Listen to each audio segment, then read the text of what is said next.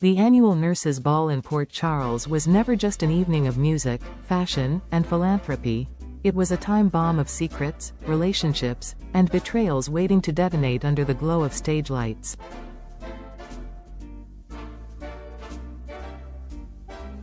As this year's glittering event unfolded, the red carpet glimmered with couture and cameras, but what lay beneath the glamour was far more dangerous. This was not just a celebration of healthcare heroes, it became a battlefield for personal reckonings. Drew arrived with confidence that bordered on arrogance.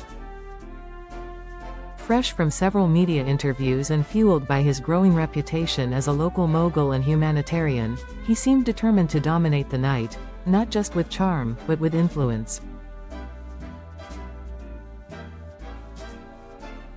Many whispered that Drew had changed in recent months, adopting a colder, more calculated demeanor. His commitment to the community hadn't wavered, but his motivations were increasingly murky. Standing under the stage lights, delivering yet another speech about resilience and unity, Drew radiated charisma. But behind his polished smile, something was festering. He wasn't just here for the ball. He had his eye on a much larger prize. Backstage, Ned and Olivia observed the unfolding spectacle with a mixture of concern and calculation. As longtime fixtures in the Quartermaine family drama, they knew that nights like this were never smooth. Olivia, always intuitive, couldn't shake the feeling that the ball would end in chaos, while Ned, ever the pragmatist, had already begun making contingency plans. Earlier in the evening, they had taken Drew aside, offering what sounded like friendly advice, but was in truth a carefully worded warning. "Don't get too comfortable," Ned had said with a smile that didn't reach his eyes. Not everything that glitters in Port Charles is gold. Drew had brushed them off, too distracted by his own ambitions to hear the alarm bells in their voices. Meanwhile, Curtis found himself facing a personal reckoning. The events of the past year had left him scarred, emotionally, physically, and morally. His relationship with Portia was still recovering from deep fractures, and his place in the community as a leader was being questioned more than ever. But tonight, under the spotlight of the Nurses' Ball, Curtis made a quiet yet firm decision. He wouldn't be dragged into anyone else's war, not Victor's shadow games, not Drew's media circus, not the lingering expectations of his past. It was time to reclaim his own narrative. Observers might have mistaken his calm demeanor for detachment, but in truth, Curtis was sharpening his focus. He wasn't walking away, he was stepping back, preparing for a move that would alter the balance of power in Port Charles. And then came Carly. Dressed in understated elegance, Carly Corinthos stepped onto the scene not as the loudest voice in the room, but as the one everyone still watched. Her presence alone carried history, influence, and unresolved tension. She was no longer just the ex of a mob kingpin or a hotelier navigating a sea of family secrets. Carly had become something else. A woman who had survived every scandal, every betrayal, and still stood tall. But even she wasn't ready for what awaited her. Vaughn was waiting near the bar, seemingly casual but unmistakably intentional in his stance. A relatively new face to most in Port Charles, Vaughn had made quiet waves in recent weeks. Rumors swirled about his connections, his motives, and his methods.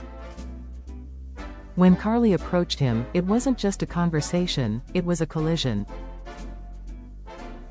The exchange between them was brief, almost civil on the surface. But the atmosphere around them thickened with unspoken threats and buried truths.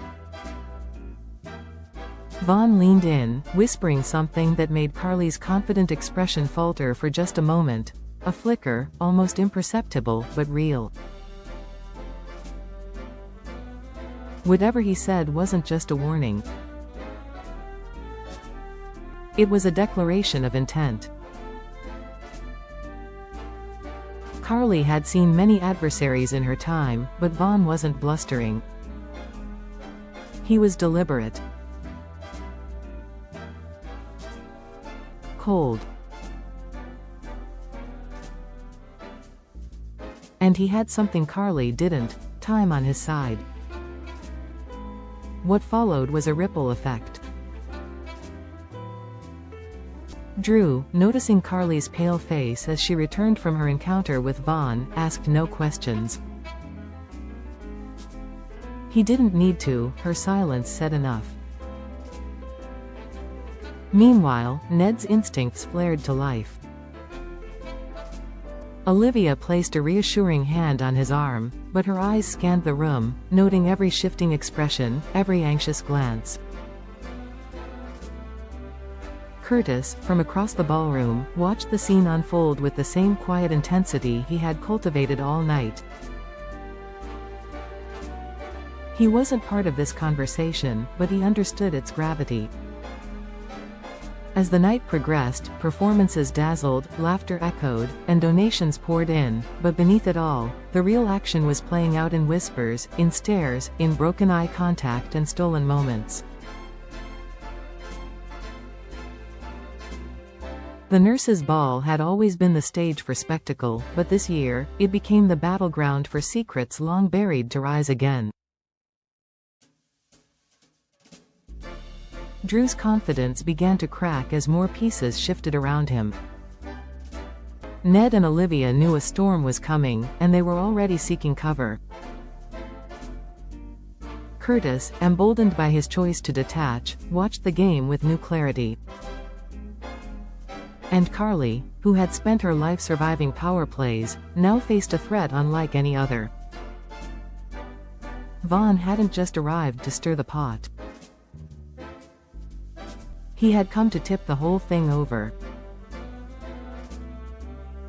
And as the final musical act took the stage, the audience applauded, but the real show was far from over. Because in Port Charles, nothing stays buried forever. And this year's Nurses' Ball had only just begun to unearth the truth.